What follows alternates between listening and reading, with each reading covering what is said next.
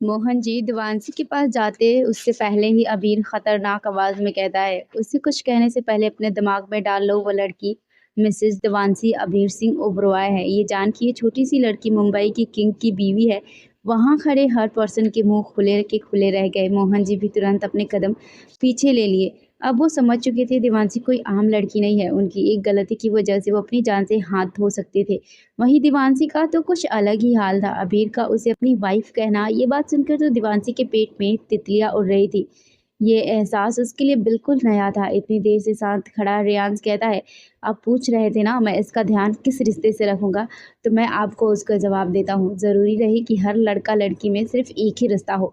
एक और रिश्ता है जो इस दुनिया में बहुत प्यारा है। फिर वो चलकर गौरी के पास आता है। किसी मर्द को अपने पास आने पर गौरी डर से देवांशी के पीछे छिप जाती है और उसकी ड्रेस को कस के पकड़ लेती है। रियांश अपना हाथ गौरी की तरफ बढ़ाता है तो गौरी डर से अपनी आंखें बंद कर लेती है। लेकिन रियांश प्यार से गौरी के सर पर हाथ फेरता हुआ कहता है, और वो रिश्ता है भाई बहन का। रियांश की बात और उसका हाथ अपने सर पर महसूस कर गौरी धीरे धीरे अपनी आंखें खोलती है और रियांश को देखती है। रियांश सभी को देखकर कहता है, आज से मैं इसका भाई हूँ और ये मेरी बहन है। अगर अब कोई इसे कुछ कहना चाहता है तो ये ज़रूर याद रखना, ये रियांश मेहरा की बहन है। रियांश की बात सुन गौरी की आंखों में भी आंसू आ गए थे। आज उसे एक भाई मिल गया था जो उसके लिए पूरी दुनिया से लड़ने को तैयार था। मिहिर भी गुस्से से कहता है, और हाँ, मिहिर बजाज और अबीर सिंह ओबरॉय भी इसके भाई है। दिवानसी भी फ्लो में कहती है, और मैं इसकी भाभी, ये मेरी ननद। इतनी सीरियस माहौल में दिवानसी की बात सुन अबीर उसे घूरता है। वही गौरी को भी थोड़ी हंसी आ गई थी। अब मोहन जी का गुस्सा भी बहुत बढ़ गया था। वो वहां से जाते हुए कहते हैं, चलो हम यहाँ से अभी चल रहे हैं। मोहन जी की बात सुन सुशीला जी रोते हुए कहती है, आप पागल हो गए हैं, गौरी हमारी बेटी है, हम भला उसे कैसे छोड़ सकते हैं। उसे हमारी ज़रूरत है। आपको जाना है तो जाइए, लेकिन मैं अपनी बेटी को छोड़कर कहीं नहीं जाऊंगी। मोहन जी गुस्से में कहते हैं, तुम्हारे पास सिर्फ दो ऑप्शन है, या तो अपनी बेटी के साथ रहो या फिर मेरे साथ चलो। लेकिन मेरी एक बात याद रखना, अगर तुम मेरे साथ नहीं चली तो तुम मेरा मरा मुंह देखोगी। मोहन जी की आखिरी लाइन सुन सुशीला जी शॉक हो गई थी। उनके एक तरफ उनकी बेटी थी तो दूसरी तरफ उनके पति। आखिर वो किसको चुनती। बहुत देर सोचने के बाद सुशीला जी ने अपने कदम गौरी की तरफ बढ़ा दिए। सुशीला जी ने रियाज के पास आकर हाथ जोड़कर कहा, बेटा मेरी बेटी का अच्छे से ख्याल रखना। फिर गौरी की तरफ मुड़कर, गौरी मुझे माफ़ कर दे बेटी, मैं तेरी माँ तेरा साथ नहीं दे सकी, प्लीज़ मुझे माफ़ कर देना। फिर वो चलकर मोहन जी की तरफ आ गई। वो भी उनका हाथ पकड़ उन्हें खींचते हुए वहाँ से ले जाने लगे। सुशीला जी जो अपनी आंसू भरी आंखों से गौरी को देख रही थी, वहीं प्रीति का तो रो रो कर बुरा हाल था। वो अपनी बहन के पास जाना चाहती थी। गौरी की आंखें भी आंसू से भर गई थी। आज उसकी माँ ने भी उसका साथ छोड़ दिया था। वो ज़ोर-ज़ोर से रोकर अपने दर्द को निकाल रही थी। रियांश ने धीरे से गौरी के सिर को सहलाते हुए कहा, गौरी तुम्हें जितना रोना है आज रो लो, क्योंकि आज के बाद तुम्हारी आंखों में कभी भी आंसू नहीं आएंगे।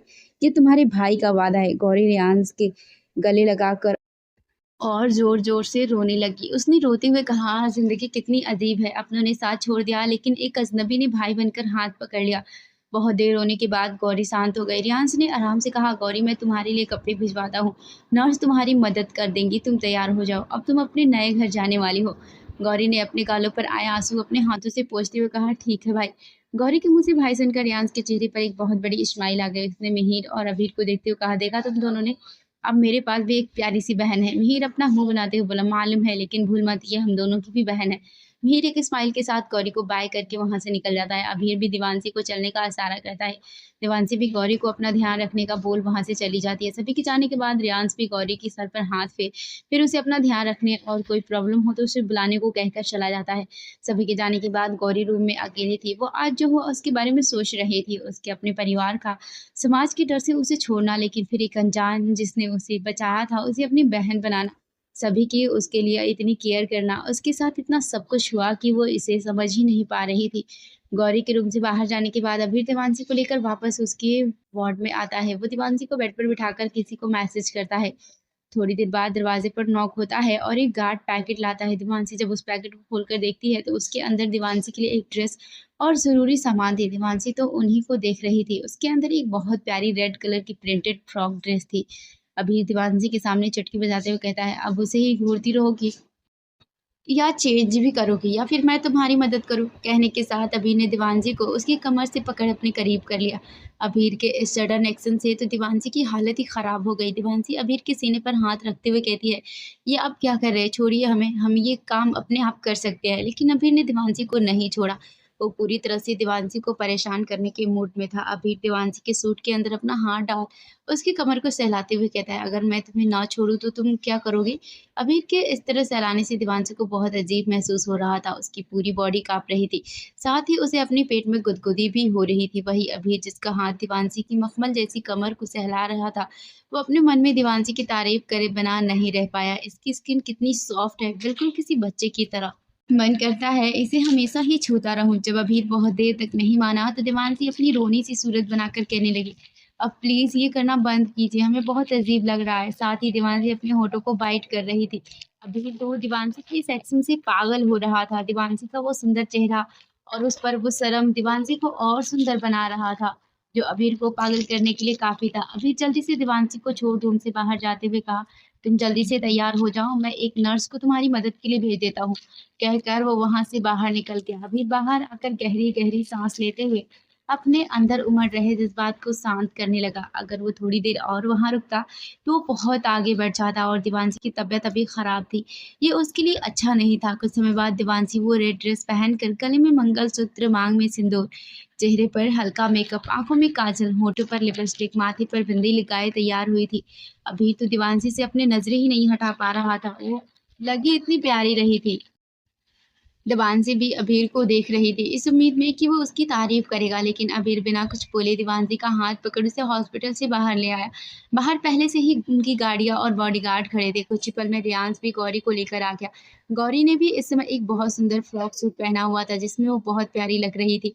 इस समय देवांशी और गौरी इतनी सुंदर लग रही थी कि कोई उन्हें देखे तो देखता ही रह जाए। गौरी इतने सारे बॉडीगार्ड को देखकर डर रही थी, लेकिन रियांश के साथ होने से उसे हिम्मत भी मिल रही थी। वो सभी एक साथ गाड़ी में बैठ जाते हैं और अबीर और देवांशी बैक सीट पर बैठे थे और रियांश और गौरी आगे वाली सीट पर बैठे थे। उनकी कार के साथ ही गार्ड्स की भी कारें थी। मिहिर को अभी भी हॉस्पिटल में पेशेंट को चेक करना था, इसीलिए उनके साथ नहीं जा रहा था। अब उनकी गाड़ियां वहां से निकल जाती है। बाहर रोड पर शांति थी, लेकिन उसके उलट कार के अंदर का माहौल बिल्कुल अलग था। कार में रियांश और देवांशी लगातार हंस कर बात कर रहे थे। गौरी एकदम शांत कार के बाहर के नज़ारे को देख रही थी। वहीं अबीर गुस्से से रियांश को घूर रहा था। अबीर को रियांश का देवांशी से इस तरह हंस कर बात करना बिल्कुल अच्छा नहीं लग रहा था। रियांश देवांशी को अपने मजाक के जोक और किस्से सुना रहा था, जिन्हें सुनने में देवांशी को भी मजा आ रहा था। देवांशी उन्हें सुन बहुत जोर जोर से हंस रही थी। देवांशी की हंसी अबीर को भी अच्छी लग रही थी। कल के इतने बड़े हादसे के बाद देवांशी का इतनी जल्दी रिकवर करना, इस बात से अबीर भी खुश था। आधे घंटे बाद उनकी कार एक बहुत बड़ी विला के बाहर आकर रुकती है, जिस पर बड़े बड़े शब्दों में लिखा था ओबरॉय विला। अबीर कार से बाहर निकल देवांशी की तरफ का दरवाजा खोलता है और देवांशी को बाहर निकालता है। इस समय उनकी कार से विला के दरवाजे तक बहुत सारे गार्ड हाथों में गन लिए लाइन बनाकर खड़े थे, जैसे उनका स्वागत कर रहे हो। देवांशी तो उस विला को देखते ही रह गई थी, लेकिन ये उनका घर नहीं था। देवांशी तुरंत अबीर के कोट को कोना पकड़ खींचते हुए कहती है, सुनिए, ये हमारा घर नहीं है, मुझे लगता है हम गलत जगह आ गए हैं। देवांशी की बात सुन अबीर अपने चेहरे पर बिना कोई एक्सप्रेशन लाए कहता है, ये हमारा ही घर है, अब चलो अंदर। गौरी भी इतने सारे लोगों के हाथ में बंदूक लिए खड़े देखकर डर रही थी, लेकिन रियांश गौरी के सिर को सहलाते हुए कहता है, गौरी, डरने की जरूरत नहीं है, ये सभी हमारी सुरक्षा के लिए है, तो तुम चिंता मत करो। गौरी अपना सर हाँ में हिला देती है। रियांश गौरी को लेकर गार्डन से होते हुए अंदर जाने लगता है। देवांशी और गौरी तो बड़े गौर से उस घर को देख रहे थे। वो घर दिखने में बहुत सुंदर और बड़ा था, इस विला से 2 गुना बड़ा। गौरी तो आंखें फाड़ कर ये सब देख रही थी। उसने तो ऐसा आज से पहले सिर्फ फिल्मों में देखे थे। वो लोग जैसे ही विला के मेन डोर पर पहुंचते हैं तो उन्हें घर के भीतर से किसी के चिल्लाने और लड़ने की आवाज़ आती है। वो सभी मेन गेट से ही अंदर देखते हैं तो उन्हें दिखाई देता है अंदर अबीर के दादाजी आराम से सोफे पर बैठे अपनी चाय पी रहे थे। रुद्र, आयशा भी वहीं बैठी दादी और शंकर को देख रहे थे। अबीर की दादी एक झाड़ू लेकर शंकर को मार रही थी। सभी नौकर दूर खड़े ये देखकर हंस रहे थे। इस समय शंकर वो शंकर नहीं था जिससे पूरा अंडरवर्ल्ड डरता हो। दादी, प्लीज इस बार माफ कर दो, अगली बार से कोई गलती नहीं करूंगा। शंकर पूरे हॉल में भागते हुए कहता है। दादी शंकर के पीछे भागते हुए कहती है, तू रुक, तुझे तो मैं बताती हूँ। बता, कहाँ था इतने महीनों से? रुद्र की शादी में भी नहीं आया और ना ही अभीर की शादी में, और कहता है, दादी मुझे माफ कर दो। मेरी प्यारी दादी, वो मैं जरूरी काम से बाहर था इसीलिए नहीं आ पाया।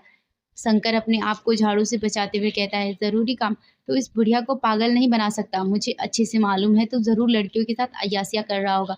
आज तो मैं तेरी टांगे तोड़ दूंगी। दादी शंकर पर गुस्सा करते हुए कहती है। शंकर दादी से बचकर भागता हुआ लिविंग हॉल में आ जाता है।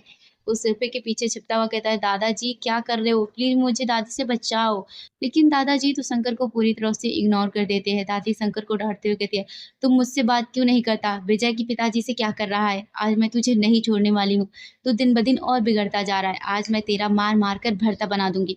शंकर अपना मुँह मासूम सा बनाकर कहता है, दादी प्लीज़ इस बार माफ़ कर दो।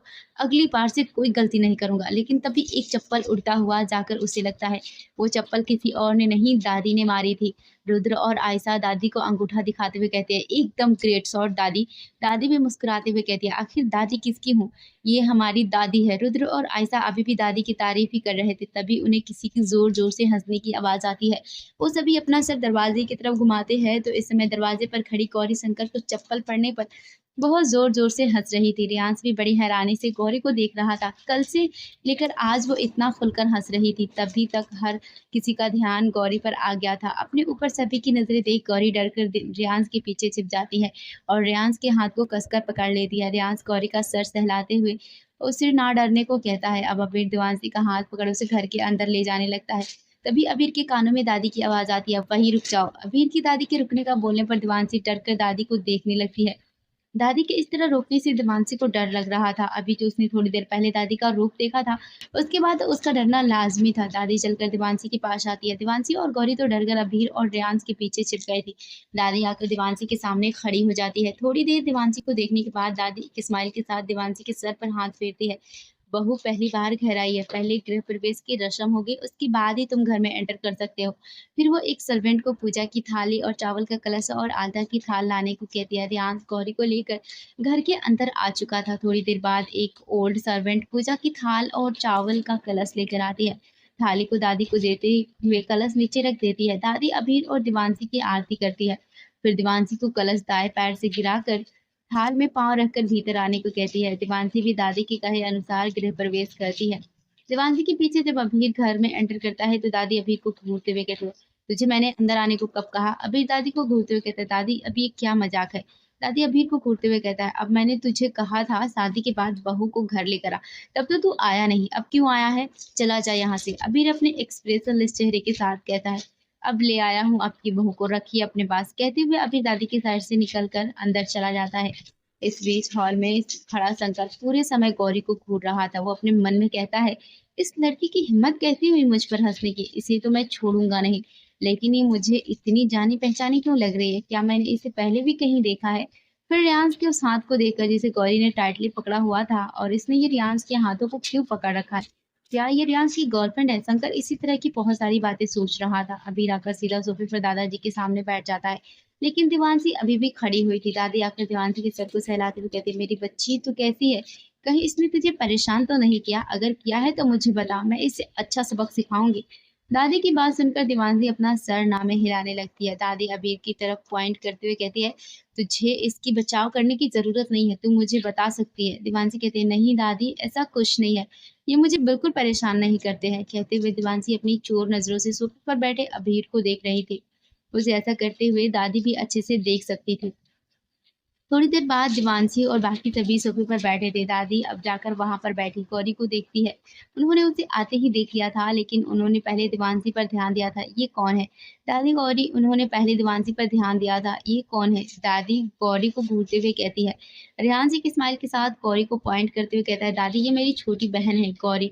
रेयांश की बात सुन दादी गौरी को देखती है, फिर रेयांश को घूरते हुए कहती है, और ये तेरी बहन कब बनी? और रेयांश स्माइल के साथ कहता है, आज सुबह दादी।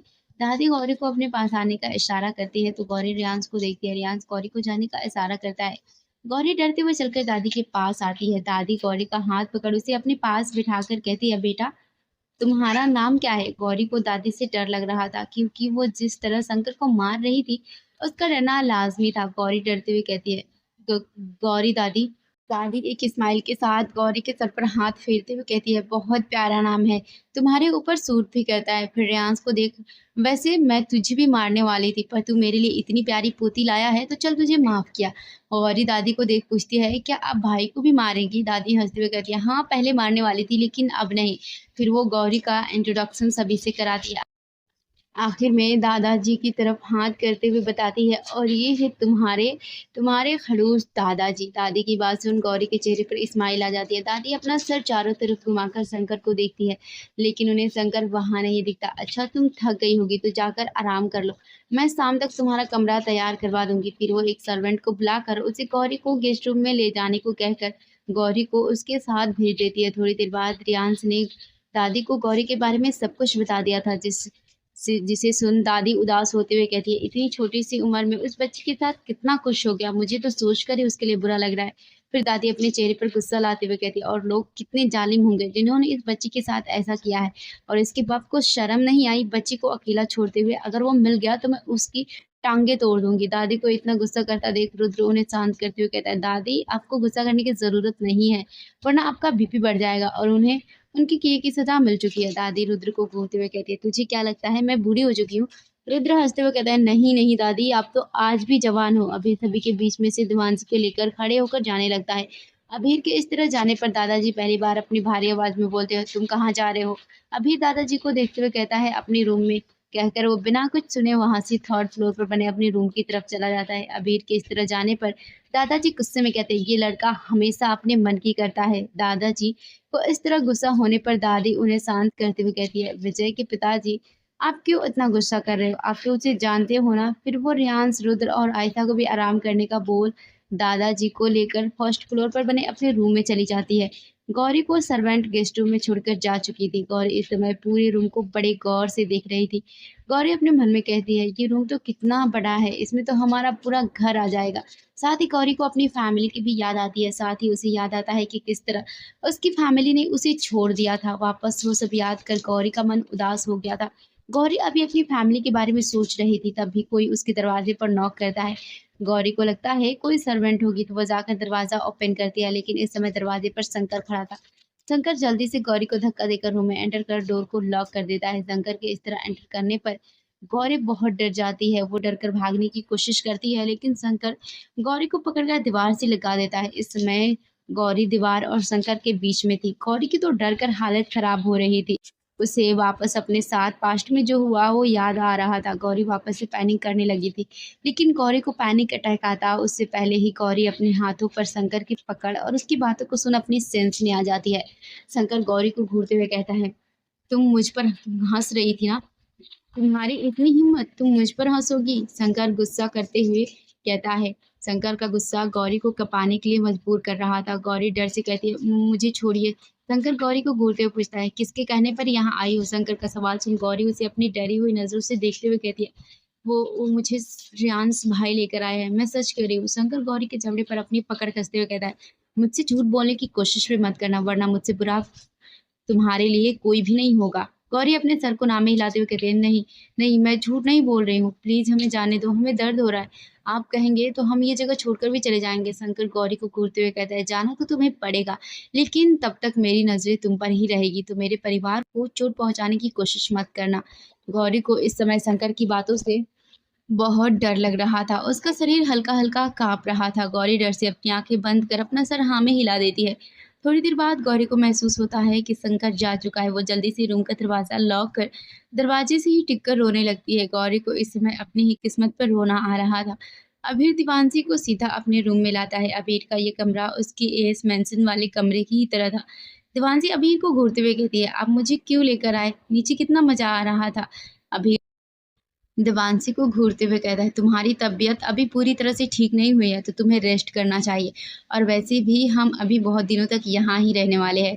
ये बोलकर अबीर बाथरूम में चला जाता है। अबीर को जाते देख देवांशी पीछे से उसे कोसते हुए कहती है, अकलू खड़ूस कहीं के, हमेशा सब कुछ अपनी ही मर्जी से करते हैं। अबीर 5 मिनट बाद बाथरूम से बाहर आता है तो देवांशी अभी भी उसी जगह खड़ी थी जहाँ अबीर उसे छोड़कर गया था। अबीर देवांशी को अपनी छोटी आंखें करके घूरते हुए कहता है, तुम अभी भी क्यों खड़ी हो? मैंने तुम्हें आराम करने को कहा था ना। देवांशी अपने मुंह को फुलाते हुए कह दिया, हम आपकी बात नहीं मानेंगे, हम बिल्कुल ठीक है। देवांशी की बात सुन पहले तो अबीर देवांशी को घूरता है, लेकिन उसके दिमाग में कुछ आता है जिससे अबीर के चेहरे पर एक एविल स्माइल आ जाती है, और अबीर देवांशी की तरफ कदम बढ़ाते हुए पूछता है, तो तुम्हारी तबीयत बिल्कुल सही है? देवांशी अपना सर हाँ में हिला देती है। अभीर देवांशी को उसकी कमर से पकड़कर अपने करीब खींचते हुए कहता है, तो चलो क्यों ना हम थोड़ी देर बेड एक्सरसाइज करें। अभीर की बात सुन देवांशी अपने सर को खुजाते हुए पूछती है, बेड एक्सरसाइज ये क्या होती है? अभीर देवांशी की बात सुन मुस्कुराते हुए कहता है, तो तुम्हें सीखना है बेड एक्सरसाइज क्या होती है। लेकिन देवांशी अपना सर हाँ में हिला देती है। देवांशी की हाँ सुन अभीर केवल स्माइल करके देवांशी को उसकी कमर से पकड़कर अपनी तरफ खींचता है। अभीर मुस्कुराते हुए कहता है, तो चलो क्यों ना तुम्हें पहला लेसन दिया जाए। ये कहकर अभीर अपने होंठ देवांशी के होंठों पर रख उन्हें स्मश करने लगता है। अभीर लगातार देवांशी के होंठों को स्मक कर रहा था और देवांशी अपने आप को छुड़ाने की बहुत कोशिश कर रही थी। बहुत समय बाद जब देवांशी को सांस लेने में तकलीफ होती है, तो अभीर देवांशी के होंठों को छोड़ देता है। देवांशी गहरी गहरी सांस लेकर अपनी बढ़ती हुई धड़कनों को कंट्रोल करने की कोशिश कर रही थी। देवांशी अबीर को देख हकलाते हुए कहती है, ये आपने हमें किस क्यों किया? अबीर इसमक करते हुए कहता है, मैं तो तुम्हें एक्सरसाइज करना सिखा रहा था। अभी तो दूसरा लेसन भी बाकी है। दूसरा लेसन सुन देवांशी तुरंत भाग कर जाकर बेड पर सो जाती है और अपने आप को पूरी तरह ब्लैंकेट से कवर करके देवांशी सोते हुए कहती है, हमें नहीं सीखना कुछ भी, हमें नींद आ रही है। देवांशी की हरकत देख अबीर आराम से बेड पर बैठकर अपना ऑफिस का काम करने लगता है। रुद्र और आयशा भी अपने रूम में आ जाते हैं। रूम में आते ही रुद्र आयशा को बैक हग करके उसकी गर्दन पर किस करने लगता है।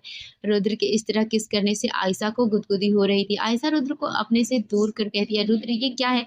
मुझे परेशान मत करो, मैं बहुत बिजी हूँ। ये कहते हुए आयशा अपना लैपटॉप लेकर बेड पर बैठ जाती है। आयशा एक इवेंट प्लानर थी और कुछ दिनों बाद आयशा का एक कॉन्सर्ट था जिसे आयशा को ऑर्गेनाइज करना था। आयशा के इस तरह मना करने पर रुद्र हल्का नाराज होकर जाकर आयशा के साइड में बेड पर बैठ जाता है। रुद्र को नाराज देख आयशा समझाते हुए कहती है, रुद्र गुस्सा क्यों हो रहे हो? तुम्हें मालूम है ना अगले सप्ताह मेरा इवेंट है और मुझे उसकी तैयारियां करनी है। लेकिन रुद्र आयशा की बातों को पूरी तरह इग्नोर कर देता है। आयशा बहुत देर तक रुद्र को ऐसे ही मनाने की कोशिश करती है, लेकिन जब आयशा को महसूस होता है रुद्र इस तरह नहीं मानेगा, तो अपना लैपटॉप बंद करके साइड टेबल पर रख देती है। और उसके बाद आयशा रुद्र को हिलाते हुए कहती है, रुद्र मेरी तरफ देखो। लेकिन रुद्र भी आयशा को नहीं देखता है। दादा दादी का कमरा, इस समय दादाजी बेड पर बैठे हुए थे और दादी कबर्ड में कुछ ढूंढ रही थी। थोड़ी देर बाद दादी आकर दादाजी की साइड में बैठते हुए कहती है, लगता है अबीर को भी अब देवांशी से प्यार हो गया है। आपने देखा ना वो किस तरह उसका ध्यान रख रहा था, वरना शादी के वक्त तो वो उसका चेहरा भी नहीं देखना चाहता था। दादाजी अपना सर बस हाँ में हिला देते हैं। उसके बाद दादी खुश होते हुए कहती है, मैं हमेशा से चाहती थी मेरी एक पोती हो, और देखो आज रियांश मेरे लिए एक प्यारी सी पोती भी ले आया। अच्छा, मैं क्या सोच रही थी, क्यों ना हम गौरी की शादी शंकर से करा दें। उनकी गौरी शंकर की जोड़ी कितनी अच्छी लगेगी। दादी की बात सुन दादाजी दादी को देखते हुए गंभीर होकर कहते हैं, तुम जानती हो ना अभी उस बच्ची के साथ क्या क्या हुआ है। वो अभी भी उस सभी से बाहर नहीं निकली है और वो गौरी की शादी शंकर से करा दे। उनकी गौरी शंकर की जोड़ी कितनी अच्छी लगेगी। दादी की बात सुन दादाजी दादी को देखते हुए गंभीर होकर कहते हैं, तुम जानती हो ना अभी उस बच्ची के साथ क्या क्या हुआ है। वो अभी भी उस से बाहर नहीं निकली है और वो कितनी छोटी है। वो अभी सिर्फ 18 साल की है और शंकर 28 का। उन दोनों की उम्र में कितना फासला है। दादी मुंह बनाते हुए कहती है, उम्र आजकल क्या मायने रखती है, और मैं भी तो आपसे 8 साल छोटी हूँ, लेकिन फिर भी हमारे बीच प्यार है ना। और मैं कौन सा कह रही हूँ कि आप उन दोनों की शादी अभी कराए। मैं मानता हूँ, लेकिन तुम तुम्हारे पोते को अच्छे से जानती हो वो लड़कियों को लेकर कैसा है। दादाजी शंकर की हरकतों को याद करते हुए कहते हैं। दादी उन्हें समझाते हुए कहती है, आप फिक्र मत करो, शादी के बाद वो पक्का सुधर जाएगा। फ्रेंड्स, ये कहानी आपको कैसी लग रही है हमें कमेंट करके ज़रूर बताएं और हमारे चैनल को सब्सक्राइब करके बेल आइकन को हिट ज़रूर कर दें। Thanks for watching.